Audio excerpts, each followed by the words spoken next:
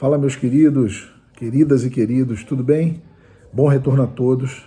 A gente continua no distanciamento. Voltamos hoje, mas no distanciamento. Ainda não chegou a hora da gente se encontrar na escola. Eu queria até reforçar isso, porque muito se ouve da volta da escola, né? O tempo inteiro há uma discussão, vai voltar agora, não vai, daqui a um mês, daqui a 15 dias. A gente não tem a menor condição de voltar numa cidade que não controlou a pandemia, né? Minimamente. A gente não tem condição de voltar para uma escola que confina 40 alunos numa sala, com pouca ventilação, né? No geral é assim, nas escolas do município do Rio de Janeiro, e por aí afora, nas escolas particulares, nas escolas do Estado também, potencializando a transmissão do vírus, né? E levando perigo para as famílias, porque se jovens, crianças, o efeito do vírus, comprovadamente, ele é menor, né? Raríssimos casos a coisa fica mais séria, essas crianças têm famílias, né? Moram com avós, com mães, pais, que têm problemas de saúde, a gente chama das comorbidades, né? E não é possível a gente voltar sem um planejamento adequado e sem, normalmente, o que seria o ideal era uma vacina. Já que ela se avizinha, talvez a gente só volte com uma vacina, se Deus quiser, todo mundo seguro. Mas hoje eu queria conversar com vocês sobre a questão da história. O que é a história e como ela é produzida. Volta e meia em sala de aula eu faço isso, né? Porque, na verdade, o atropelo dos conteúdos, como a gente fala vários temas diferentes, tanto para o sétimo, para o oitavo, para o nono, e né, cada semana a gente vai introduzindo novos temas, a gente às vezes não para pensar como é que é feita essa história e por que a gente conta daquela maneira, quem é que contou aquela história para a gente, né? Como é que ela é feita. Isso é interessante porque, normalmente, por exemplo, a história do Brasil, ela é contada pelos grandes governos, né? Pelo Estado, como a gente chama, né? É normalmente uma história oficial, relatos oficiais do governo, as leis, né? Você tem, normalmente, um desenho muito geral do que é a sociedade. Mas, de algum tempo para cá, no século XX, sobretudo, o olhar sobre a história mudou. Então você tem hoje uma série de classificações e categorias da história que você analisa de forma diferente, seja a microhistória, a história social, a história política, a história econômica, e você vai tentando desenvolver o mais perto possível daquela realidade daquele período. Então, assim, quando eu chamo a atenção para vocês disso, é porque, na verdade, todos nós produzimos história no nosso dia a dia.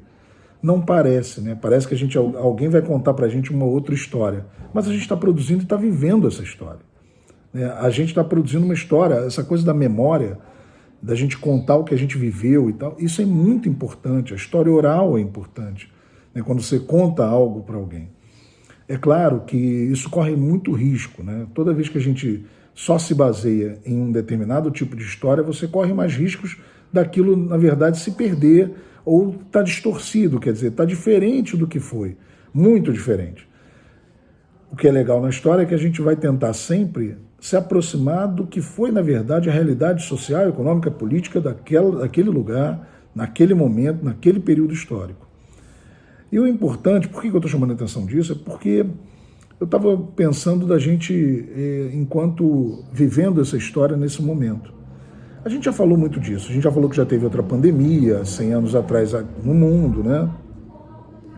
A gripe espanhola, que foi também um problema, morreu muita gente, no Brasil também, isso foi mais ou menos 100 anos atrás. A gente já falou tanta coisa sobre essa pandemia que a ideia não é falar mais sobre as informações da pandemia, do vírus e tal, por isso eu acho que vocês já têm noção disso bastante, já entendem a transmissão, já sabem mais ou menos como é que é, e tem muita coisa nova, né? A ciência mesmo, ela vai lidando com as questões no seu dia a dia.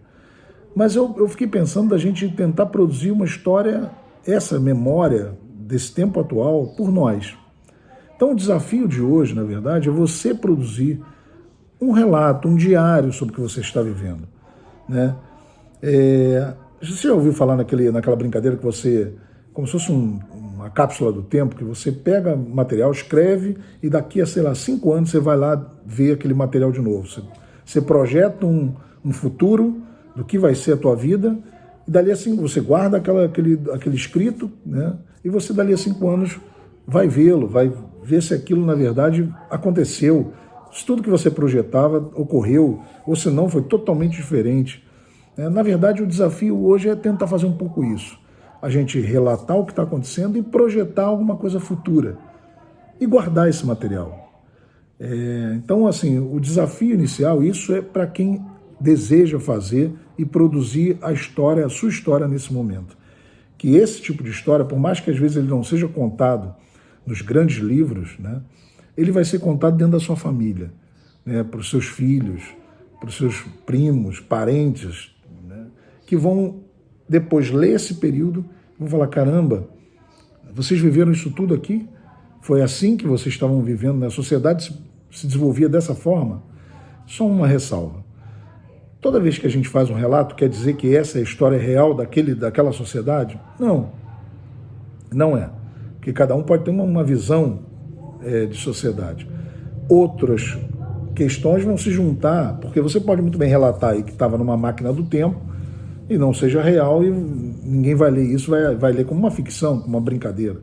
Mas quando você lê com dados, né, e se junta o tempo histórico, as fontes, os jornais são fontes, né, os vídeos, né, as notícias oficiais dos governos, né, as notícias em relação à questão da saúde, tudo isso é a informação histórica desse período.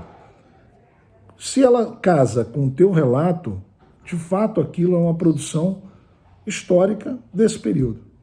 Então, acho legal o desafio nessa volta, da gente desenferrujar um pouco a nossa escrita e produzir aí um texto como se fosse uma cápsula do tempo.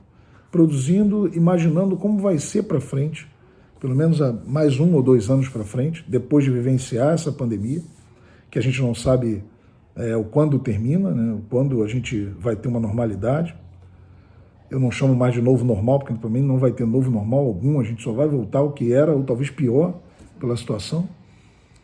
Mas é isso, a gente tentar imaginar uma saída desse cenário, contando o que está acontecendo na tua vida, para você mesmo. Se depois você quiser relatar mais à frente, a gente pode conversar lá na escola, né? A gente pode conversar mais à frente quando a gente voltar. Tá bom?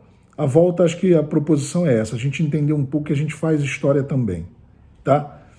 Grande beijo, que a gente esteja bem nesse período, com a cabeça boa, para aguentar mais um tempo distante um do outro. A escola é fundamental, nossos encontros são muito importantes, a escola é viva, ela precisa da gente, mas nesse momento é impossível.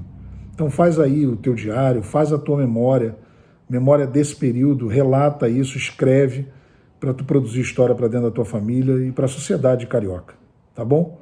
Grande beijo em todos. Até semana que vem.